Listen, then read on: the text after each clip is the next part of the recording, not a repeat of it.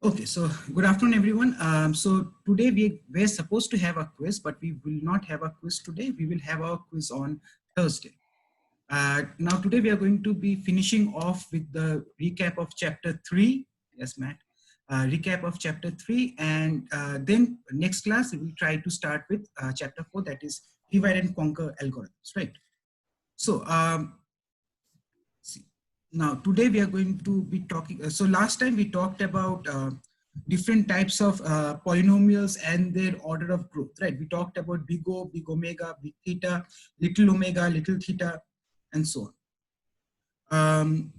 Okay, so we talked about all of those bounds where big O was big omega, little o was for any constant, the particular equation was still an upper bound of the current function in question.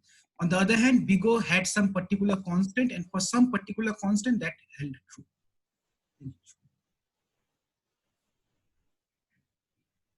Yes, Sean, I think that the entire video segment is also recorded. If not, I can see if I can fix that as well. I think that it should be fixed by now, but let's just see. Okay. Now, today we are going to review logarithms. I'm sure that you guys remember logs. Essentially, logs are the opposite or the inverse of exponential functions. So exponential functions are where you have x to the power of some particular number, and exponential functions grow quite fast. I mean, if you imagine that you have a particular loan amount, and then you apply that some interest on that loan amount, you know that that loan is going to grow faster and faster because it is growing exponentially annually.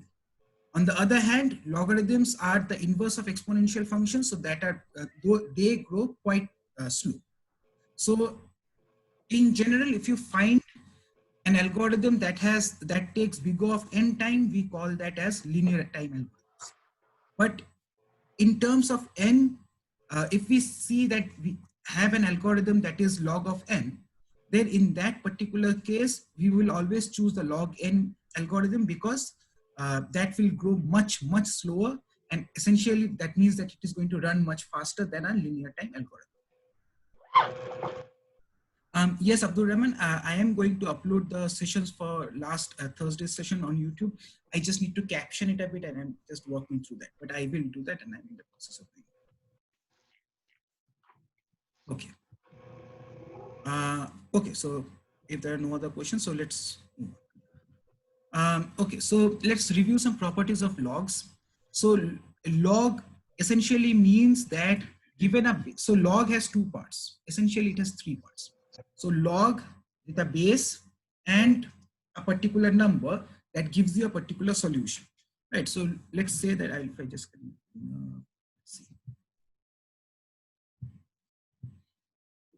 Let's say that I have a log of some base b, and I'm trying to find the log base b of the number a, and I have the solution as c. This essentially means that b to the power of c is going to be the result of a. So that is what log in that is where log becomes the inverse of exponentiation, and that is how log and exponentiation relate to each other, right?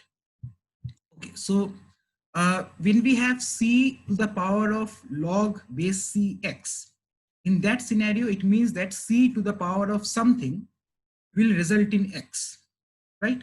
So let's call that something as some number, I don't know, y. So c to the power of y gives you x.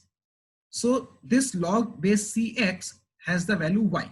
And we already know that c to the power of y is going to be x. So c to the power of log base cx is going to be x, right? So for any c. Then we also have the other property of log, where we have log base ba, that we can divide into two components, that is log base ca and log divided by log base cb. That is essentially for any c, we can, for any base, we can convert one base to another by just applying this particular function.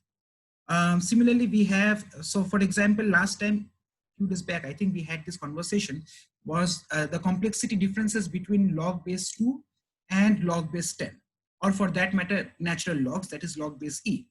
And we said that we are not going to be bothered about the complexities of log base 2 and log base 10, because in the general scheme of things, they both tend to become the same thing, barring some constant, right? So if we have some logarithm such as log base 2n, we can write that using the above formula such that we have log base 100n, let's take c as 100. So log base 100n divided by log base 102.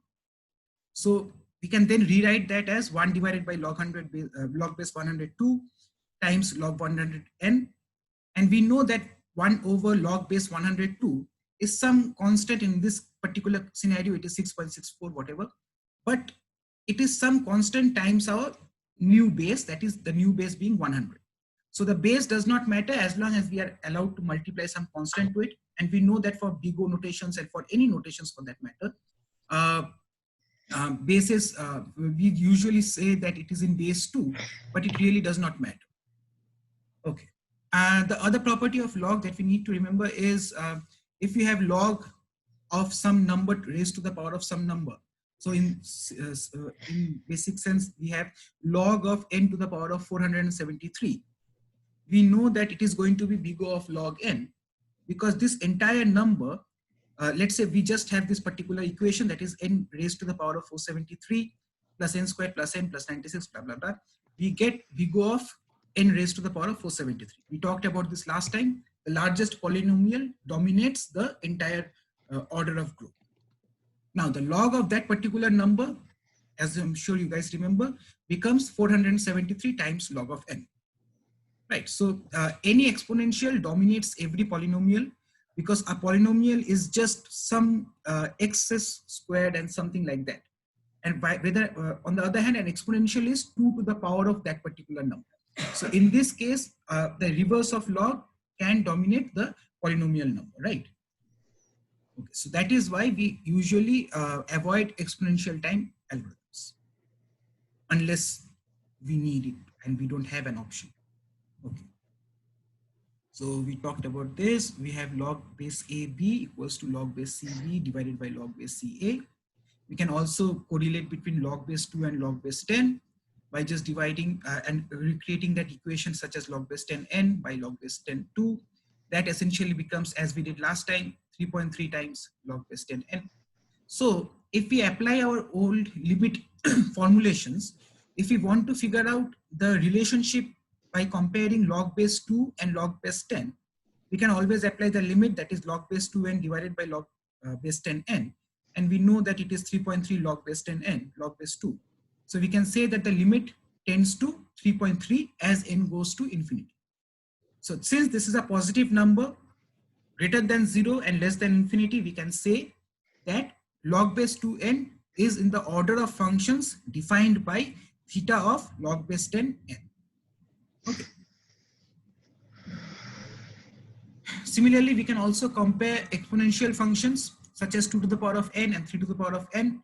We can also apply the limits, but remember that for exponential functions, 2 to the power n will always be dominated by 3 to the power of n, right? Because the limit becomes 0, and so we can have a little o that 2 to the power of n will be dominated by 3 to the power of n. And vice versa also applies, that 3 to the power of n will always have a lower bound of little omega of 2 to the power of n. Now in case of 2 to the power of n and 2 to the power of n plus 1, the same rule applies, and we see that it is basically the limit tends to half. And so we can say that 2 to the power of n is going to be within the same bounds with big theta as 2 to the power of n plus 1, barring some constant, right? Some constant can be lower, can be the lower bound of this equation. Some constant times 2 raised to the power of n plus 1 will be the upper bound of that equation.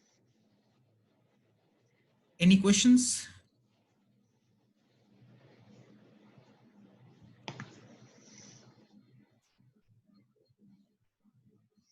Okay. Now, another important rule that we need to remember when we are working with such functions is that sometimes some functions might not be easy enough to find out or derive a limit from. I mean, most functions are, but it might be easier to have a lower order function instead to make your life easier. So that is where we have this particular rule called L'Hopital's rule. So L'Hopital's rule says that if we have a limit for fn by gn, where n tends to infinity, we can find the same limit and the same conditions hold if we do the same thing, but with the derivatives of fn and gn. So if we have derivative of fn by derivative of gn while n tends to infinity, it will give you the same result, with the caveat that given the condition that fn and gn should both tend to infinity, or they both should tend to 0 separately. So separately fn should tend to infinity, so gn should also tend to infinity, and vice versa. And as long as you can see that these conditions hold, you can apply these again and again. So you can make it a double derivation, triple derivation, up to. So let's look at an example for this. So let's say that we are given two equations, square root of n or n raised to the power of half, 0.5, and log of n, right? So if we want to find out how those two functions compare, we would actually need to find out limit n raised to 0.5 divided by log of n.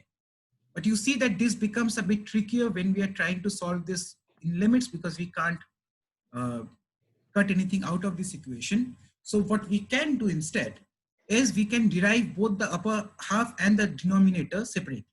So we have square root of n derivative that gives you 0.5 times n raised to minus 0.5, right?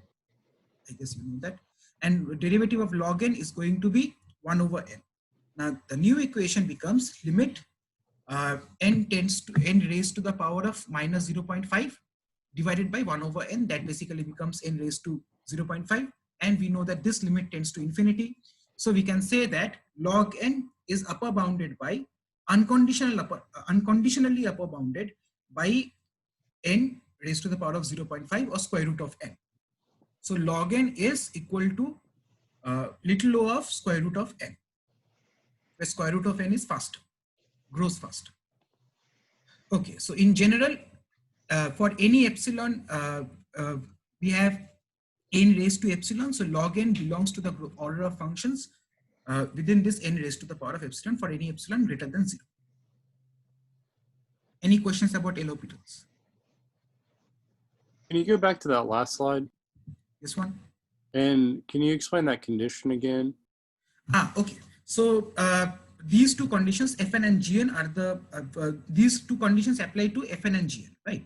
So let's take this one for example. Is that before or after taking the derivative? Pardon? Is that before or after taking the derivative? Before we take the derivative. So before we take the derivative, so for this example here, n raised to 0.5 tends to infinity, right? And log n also tends to infinity. So in this, right? So in this scenario, we say that this rule applies. Make sense? Yep. Okay. So we talked about exponentials, we talked about polynomials, we talked about logarithms. Now we are also going to look into equations or time complexities that have the n factorial bound. Right?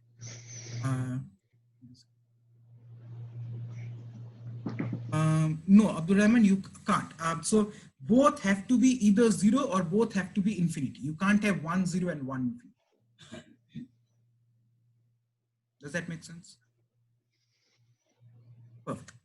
So now we are going to look into n factorial. So n factorial is, we can always find algorithms that have n factorial complexity. There are quite a bit of famous algorithms that have this complexity. I mean famous problems, but it becomes a bit trickier when we are trying to derive factorial based complexities, because factorials do not gel well with mathematical operations, right? We can't add something, we can't log of